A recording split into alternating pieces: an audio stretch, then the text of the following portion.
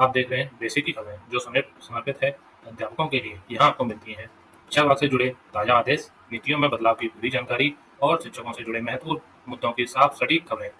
हमारा मकसद है हर शिक्षक तक सही जानकारी पहुंचाना, ताकि आप अपने अधिकारों और जिम्मेदारियों दोनों को बेहतर तरीके से समझ सकें। अगर आप भी चाहते हैं अपडेट रहना बिना किसी अफवाह के, तो अभी सब्सक्राइब करें बेसिक के खबरें चैनल। वीडियो में हम बात करेंगे मार्च सितंबर 2025 के अंदर होने वाली शिक्षा संकुल बैठक के बारे में। इसके बारे में एजेंडा, टाइम और बैठक का कार्यक्रम जारी कर दिया गया है। महानिदेशक स्कूल शिक्षा एवं राज्य परिवहन निदेशक कार्यालय की तरफ से बात करते हैं आदेश के बारे में। उससे पहले आप सभी से विनम्र अनुरोध है कि अभी भी बहुत सारे साथी ऐसे हैं जिन्होंने चैनल को सब्सक्राइब नहीं किया, तो कृपया चैनल को सब्सक्राइब करके वीडियो को लाइक शेयर और कमेंट करना ना भूलें। सेवा में प्राचार्य, जिला शिक्षा एवं प्रशिक्षण संस्थान समस्त जनपद उत्तर प्रदेश और जिला विशेष शिक्षा अधिकारी समस्त जनपद उत्तर प्रदेश के लिए 15 सितंबर 2025 को आदेश आया था, अर्थात सोमवार को। विषय माह सितंबर 2025 में आयोजित की जाने वाली शिक्षा संकुल बैठक के बारे में। शिक्षा संकुल बैठक प्रत्येक माह के तीसरे मंगलवार को आयोजित की जाती है।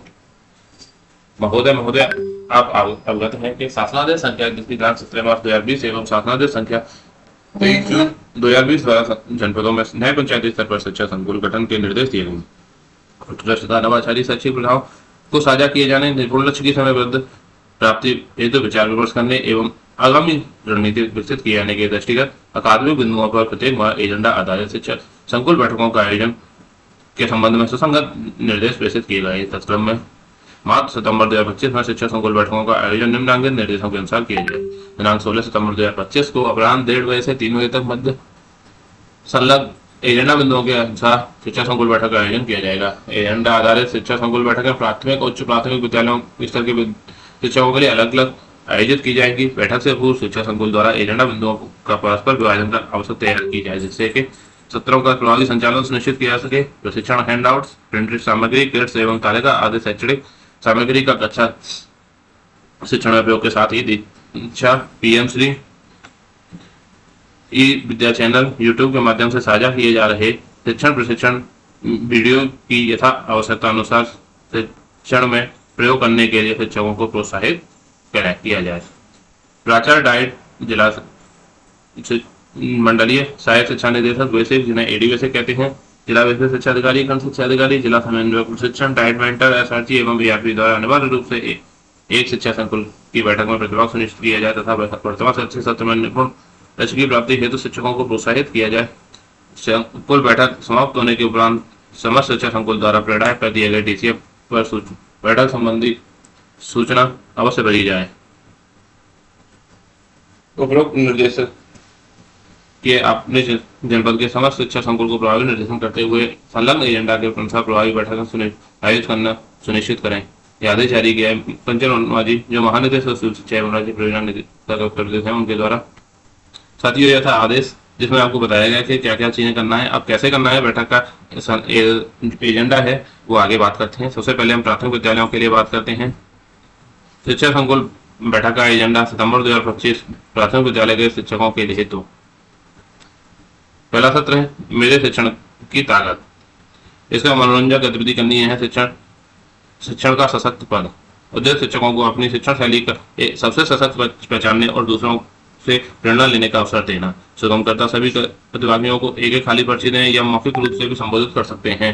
प्रतिभागियों से कहें कि वे सोचें और एक वाक्य लिखें कि मेरे शिक्षण की सबसे बड़ी ताकत यह है कि मैं छात्रों को प्रश्न पूछने के लिए प्रेरित करता हूँ, हर बच्चा समझे, मैं इसका पूरा ध्यान रखता हूँ, मैं कहानियों से पढ़ाना पसंद करता हूँ, या इसके अलावा जो भी उनका सशक्त पद से है, उन्हें लगता है कि मेरा ये सबसे अच्छा है, वो उसमें लिख सकते हैं। आप सुगमकर्ता कम से 4-5 पर्चियां पढ़ें और उनकी शिक्षण पद्धति के सशक्त पद को प्रकट करने के लिए कहें। अन्य प्रतिभागियों से कहें कि यदि किसी अन्य शिक्षक के शिक्षण के सशक्त पद उनसे मिलते हैं तो वो भी हाथ उठाएं। सुगमकर्ता यह बात साझा करें कि शिक्षक अपने सशक्त पक्ष को पहचाने, अन्य साथी शिक्षकों से सकारात्मक फीडबैक का स्वागत करें तथा कक्षा शिक्षण को प्रभावी एवं रोचक बनाएं।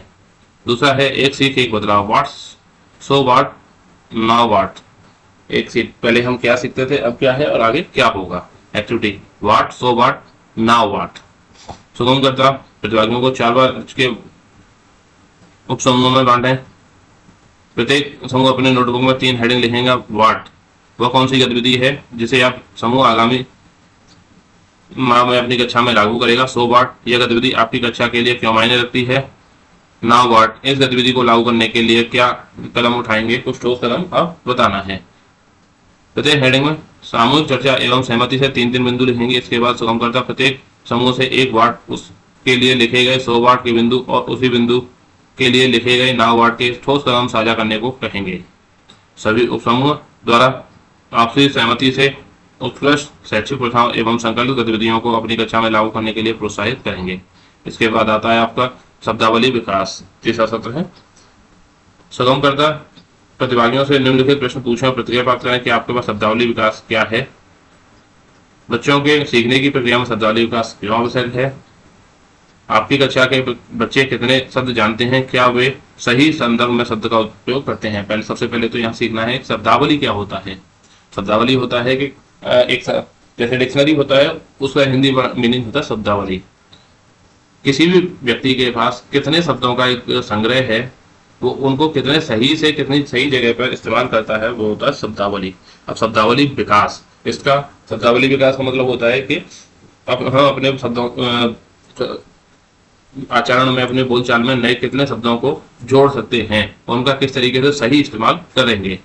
सुगमकर्ता के मुख्य बिंदुओं को बोर्ड पर लिखें और समझाएं कि जब बच्चे शब्दों के संदर्भ से जोड़ते हुए समझ पाते हैं, अर्थात शब्द के अनुसार अर्थ के अनुसार चित्र उपयुक्त क्रिया या उसका भाव सोच पाते हैं, शब्द को अपने जीवन से जोड़ पाते हैं, वह उसका प्रयोग अपने दैनिक जीवन में अलग अलग तरीके से कर पाते हैं, तब सही अर्थों में कहा जा सकता है कि वह शब्द बच्चों की शब्दावली का हिस्सा बन गया है। इसके बाद हैंड आउट को पढ़ेंगे, उसकी डेमो तैयारी करेंगे। हैंड आउट का लिंक हम वीडियो को डिस्क्रिप्शन में दे देंगे, आप वहां से ले सकते हैं। 3-4 सदस्यों के उपसमूह में शिक्षक हैंड आउट को जानपूर्वक पढ़ेंगे। उसमें दिए गए रणनीति के अनुसार बच्चों को कैसे तैयार करेंगे। कक्षा का रोल प्ले जिसे कहते हैं, अपनी कक्षा में बच्चों के साथ शब्दावली विकास की रणनीति तैयार करेंगे। इसके बाद आता है गतिविधि के डेमो। सुगमकर्ता की नहीं 2-3 समूहों की शब्दावली विकास की रणनीति का एक डेमो करने को कहें। डेमो के दौरान अन्य सभी शिक्षक बच्चे की भूमिका में रहेंगे। सत्र समीकरण। अंत में सुगमकर्ता सभी समूहों के डेमो और प्रस्तुतिकरण का सराहना करते हुए प्रस्तुत की गई रणनीतियों को कक्षा में लागू करने के लिए प्रोत्साहित करेंगे। साथ ही आगामी माह की बैठक में पूर्व हैंडआउट में दी गई शब्दावली विकास की रणनीतियों को कक्षा में प्रयोग करने का आग्रह करेंगे ताकि आगामी बैठक में उन अनुभवों पर चर्चा की जा सके। इसके बाद वाला सत्र आता है आपका स्थानीय मन की अवधारणा में उपयोग होने वाले टीएलएम और उनका क्रम। स्थानीय मन की अवधारणा में कौन कौन से टीएलएम होंगे और कैसे उनका उपयोग करना है। सुगमकर्ता प्रतिभागियों से निम्नलिखित प्रश्न पूछें और प्रतिक्रिया लें। स्थानीय मन के प्रशिक्षण में टीएलएम किस प्रकार सहायक हो सकते हैं। किन किन टीएलएमओ का प्रयोग किया जा सकता है। क्या स्थानीय मन के प्रशिक्षण हेतु उपयोग किए जाने वाले टीएलएम किसी क्रम में प्रयोग किए जा सकते हैं। क्या उनका एक सही क्रम हो सकता है।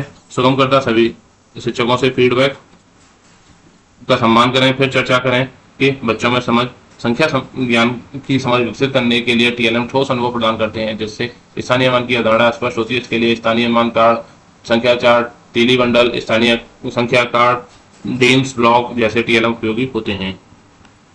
तो हैंडआउट को पढ़ना और डेमो की तैयारी करना, इसी जिस प्रकार हमने पिछली बार किया था इसी प्रकार इस बार भी हम डेमो की तैयारी करेंगे। डेमो का प्रस्तुतिकरण। सुगमकर्ता किन्हीं 2-3 उपसमूह को एक एक करके डेमो देने को कहें। इस दौरान अन्य सभी प्रतिभागी बच्चे के रूप में होकर सुगमकर्ता सभी के डेमो को ध्यान से सुने। अंत में डेमो कर रहे समूह को अपनी प्रतिक्रिया, सुझाव या प्रोत्साहन दें। सत्य समीकरण। अंत में सुगमकर्ता स्थानीय मान शिक्षण में उपयुक्त टीएलएम के प्रयोग और उसके सही क्रम का पुनः स्मरण कराएं। शिक्षकों को कक्षा में उनके उपयोग हेतु प्रेरित करें तथा आगामी चर्चा में अपने अनुभव साझा करने के लिए प्रोत्साहित करें। अगला सत्र है हमारा विभागीय सूचना सत्र। हाँ, ये बहुत ही इंपॉर्टेंट सूत्र है। सबसे पहला आता है राज्य परियोजना कार्यालय द्वारा विभिन्न शैक्षिक सामग्री यथा शिक्षण संदर्शिका, शिक्षक डायरी सभी शिक्षकों एवं शिक्षा मित्रों के उपयोगार्थ उपलब्ध कराई गई है। क्या उक्त सामग्री आपको प्राप्त हो गई है, इसके बारे में बताएंगे। समग्र शिक्षा के अंतर्गत CIIL के माध्यम से प्रत्येक प्राथमिक विद्यालय के लिए 29 तथा उच्च प्राथमिक विद्यालय के लिए 58 एवं NBT के माध्यम से प्राथमिक विद्यालय के लिए 96 और उच्च प्राथमिक विद्यालय के लिए 180 लाइब्रेरी बुक्स उपलब्ध कराई गई हैं। क्या उक्त लाइब्रेरी बुक्स आपके विद्यालय में प्राप्त हो गई हैं या वो नहीं हुई है। पीएमसी के अंतर्गत एनबीटी के माध्यम से प्राथमिक विद्यालय में 1700 उच्च प्राथमिक विद्यालय में 244 लाइब्रेरी बुक्स उपलब्ध कराई गई हैं। क्या वो लाइब्रेरी बुक्स आपके विद्यालय को प्राप्त हुई हैं? क्या एफएलएन आधारित शिक्षण प्रशिक्षण से संबंधित सांघिक व्यय संबंधी धनराशि आपको प्राप्त हो चुकी है? राज्य परियोजना कार्यालय से गुणवत्ता शिक्षण के अंतर्गत निम्नलिखित मद में धनराशि संबंधी लिमिट जारी की गई है। Sports grant, TLM, eco class 4 national life. उक्त धनराशि का राज्य परियोजना कार्यालय के निर्देशानुसार प्राथमिकता पर व्यय सुनिश्चित करते हुए गतिविधियों का क्रियान्वयन सुनिश्चित करें। उपयुक्त के संबंध में किसी भी विसंगति के संबंध में तत्काल अपने खंड शिक्षा अधिकारी को अवगत कराएं या विद्यालय समीक्षा केंद्र, जिसका मोबाइल नंबर है 0522-3538-777 पर कॉल करें। इसके बाद आता है विभागीय प्राथमिकता एवं प्रशंसा पत्र। शिक्षा मंत्रालय भारत सरकार द्वारा प्रदत्त निर्देश के क्रम में एक पेड़ मां के नाम 2.0 अभियान के अंतर्गत 5 जून से अद्यतन पौधारोपण का विवरण पोर्टल पर अपलोड करना सुनिश्चित करें। पोर्टल पर अपलोड की गई नवीनतम समय सारणी का अध्ययन करें एवं सुनिश्चित करें कि कक्षा शिक्षण एवं अन्य गतिविधियां उसी के अनुसार संचालित हों। निर्धारित समय सारणी के अनुसार ब्लॉक संसाधन केंद्र बीआरसी पर उपस्थित होकर प्रशिक्षण में प्रतिभाग करें तथा प्रशिक्षण से संबंधित साझा की गई समस्त प्रशिक्षण सामग्री का उपयोग करें एवं साथ ही शिक्षकों से डिस्कस करें। Eco class 4 mission life, sports club, club, reading club के गठन एवं आगामी माह की गतिविधियों की तैयारी पर चर्चा करें। संकुल में सर्वाधिक नामांकन, छात्र नामांकन एवं औसत उपस्थिति वाले विद्यालय के शिक्षकों एवं शिक्षण में नवाचार के लिए शिक्षकों की सराहना करें एवं सफल अनुभव साझा करें। समीकरण एवं धन्यवाद महत्वपूर्ण बिंदुओं की पुनरावृत्ति के साथ ही इस सत्र का समापन किया जाता है। इसके बाद आता है आपका शिक्षक संकुल बैठक का एजेंडा उच्च प्राथमिक विद्यालयों के लिए। क्योंकि साथियों वीडियो काफी लंबी होती जा रही है तो हम इसको संक्षेप में करते जा रहे हैं। इसका पहला सत्र का नाम है मेरे शिक्षण की ताकत। ये सेम वही रहेगा जैसा हमारा प्राथमिक के अंदर था। सभी हम सुगमकर्ताओं से बताएंगे, एक पर्ची देंगे, उसके अंदर बोलेंगे कि अपने शिक्षण की एक ताकत लिखें कि क्या कौन सी ताकत है। उदाहरण के लिए लिख सकते हैं, मैं छात्रों को प्रश्न पूछने के लिए प्रेरित करती हूँ, हर बच्चा समझे इसका ध्यान देती हूँ, मैं पढ़ाकर कहानियों से पढ़ाना पसंद करती हूँ, या फिर कुछ और चीजें हैं उनको लिख सकता है। और साथ ही अपने सारा बाकी समझ साथियों के साथ शेयर करें। जिसका भी इच्छा हो उसको कोशिश करें कि अपने अच्छा शिक्षण में उनका इस्तेमाल करें। इसके बाद एक सीख एक बदलाव, वार्ड 100 वार्ड और 9 वार्ड।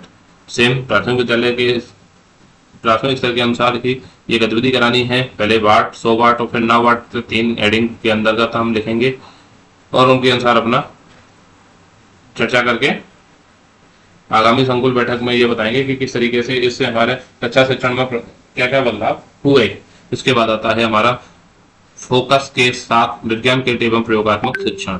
ये आपका नया है, प्राथमिक में नहीं था, इसलिए हम इसको विस्तार में बात करते हैं। फोकस में F for facilitated, O for observation, C for conceptual, U for useful, S for student centred. सत्र का उद्देश्य, इस सत्र का उद्देश्य शिक्षक कक्षा 6 से 8 के छात्र छात्राओं के लिए विज्ञान किट का उपयोग करते हुए प्रयोग आधारित शिक्षण को नियमित कक्षा अभ्यास का हिस्सा बना सकें। यह सत्र शिक्षकों को यह सोचने, समझने और योजना बनाने में मदद करेगा कि विज्ञान गतिविधियों को किस प्रकार प्रभावी रूप से पढ़ने में एकीकृत किया जा सकता है। फोकस मेंबर के तहत चरणवार सत्र संरचना, F for facilitation, facilitated planning, सुगम योजना। प्रत्येक शिक्षक विज्ञान किट के उपलब्ध उपकरणों की सूची देखें और आगामी पाठ्य इकाई के अनुसार यह प्रयोग चुनें। उन्हें यह सोचने को प्रेरित करें कि कौन कौन से लर्निंग आउटकम इस प्रयोग के माध्यम से प्राप्त हो सकते हैं।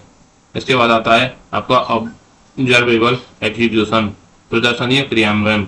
2-3 शिक्षक समूहों को विज्ञान किट की किसी सामग्री से एक संक्षिप्त डेमो देने के लिए आमंत्रित करें। बाकी शिक्षक ध्यान दें प्रयोग में छात्रों की भागीदारी कैसी हो रही है, क्या अवधारणा स्पष्ट हो रही है, इस चीजों पर ध्यान दें। इसके बाद आता है C कंसेप्चुअल डिस्कशन, धारणा आधारित चर्चा। प्रस्तुतियों के बाद यह चर्चा करें कि कौन सी अवधारणाएं छात्र छात्राओं को सबसे कठिन लगती हैं और किस प्रकार प्रयोग करके उन्हें सरल बनाया जा सकता है। उदाहरण हेतु चुंबकत्व, ध्वनि, प्रकाश, ऊष्मा आदि। ये थोड़े हैवी शब्द हैं तो इनको हम किस तरीके से सरल बना सकते हैं। U फॉर यूजफुल इंटीग्रेशन, शिक्षण में उपयोग की योजना। शिक्षक अपनी शिक्षा डायरी में यह योजना बनाएं कौन सी कक्षा में कौन सी अवधारणा के लिए कौन सा प्रयोग किया जाएगा, कितनी बार प्रयोग किया जाएगा। स्कूल स्तर पर एक्सपेरिमेंटल ऑफ द वीक जैसे पहल पर भी चर्चा करें। S for student centred extension, छात्र केंद्रित विस्तार। विचार विमर्श करें कि क्या छात्राओं को छोटे समूह में बांटकर प्रयोग कराना संभव है। क्या विज्ञान गतिविधियां पोर्टफोलियो प्रदर्शनियों या विज्ञान मेलों के लिए उपयोगी बन सकती हैं। शिक्षकों को प्रोत्साहित करें कि वे विद्यार्थियों को प्रश्न पूछने और प्रयोग करने के लिए प्रोत्साहित करें। सभी शिक्षक आगामी 1 महीने के लिए एक प्रयोग आधारित योजना बनाएं और प्रधानाध्यापक या संकुल शिक्षक से साझा करें। इसके बाद आता है आपका विषय आधारित TLM गैलरी बॉक्स, जैसे शिक्षकों द्वारा बनाए गए TLM का आदान प्रदान, समीक्षा एवं विषय आधारित चर्चा। विज्ञान, सामाजिक विज्ञान एवं गणित से संबंधित TLM का प्रदर्शन करें। शिक्षकों को समूह में बांटें एवं TLM बॉक्स के दौरान चर्चा करें कि किस TLM को क्यों भी माना जा सकता है। प्रत्येक समूह अपने देखे गए TLM पर सुझाव देंगे। इसके बाद आता है आपका विभागीय सूचना सत्र। ये विभागीय सूचना सत्र आपका प्राथमिक स्तर की तरह ही है। जो प्राथमिक स्तर पर दिया गया था वो सारी चीजें हैं, तो हम इसमें विस्तार में नहीं जाते हैं, आप वहां से देख सकते हैं। इसमें एक चीज है आपका विभागीय प्राथमिकता एवं प्रशंसा सत्र। इसमें वही आपका 1 पेड़ माँ के नाम 2.0 पौधारोपण है, तो उसका विवरण पोर्टल पर जारी करना है। साथ ही विद्यालय की समय सारणी के अनुसार ही हमें कक्षा शिक्षण करना है। इसके अलावा डिजिटल संसाधनों के प्रयोग हेतु निर्गत SOP के अनुसार कक्षा शिक्षण सुनिश्चित करें। डिजिटल संसाधनों में के प्रयोग में आ रही चुनौतियां विद्या समीक्षा केंद्र को साझा किए जाएं, जिससे कि आगामी प्रशिक्षण कार्य योजना तैयार की जा सके। ICT में दक्ष शिक्षक द्वारा स्मार्ट क्लास के माध्यम से कक्षा शिक्षण के संबंध में डेमोन्स्ट्रेशन किया जाए। Eco club for mission life, sports club, गणित क्लब, विज्ञान क्लब, डिजिटल इनिशिएटिव क्लब एवं रीडिंग क्लब के गठन करें एवं आगामी माह की गतिविधियों की तैयारी पर चर्चा करें। संकुल में सर्वाधिक छात्र नामांकन वाले विद्यालय और सर्वाधिक उपस्थिति वाले विद्यालय के शिक्षकों तथा शिक्षण में नवाचार के लिए शिक्षकों की सराहना करें एवं सफल अनुभव साझा करें। इसके बाद है सत्र समेकन एवं धन्यवाद। महत्वपूर्ण बिंदुओं की पुनरावृत्ति के साथ ही इस सत्र का समापन करें। साथियों, ये थी आपकी मार्च सितंबर 2025 में आयोजित की जाने वाली शिक्षक संकुल बैठक के बारे में वीडियो। उम्मीद करते हैं आपको वीडियो अच्छी लगी हो। रखते हैं आज की वीडियो में बस इतना ही। मिलते हैं फिर वीडियो में, तब तक के लिए धन्यवाद।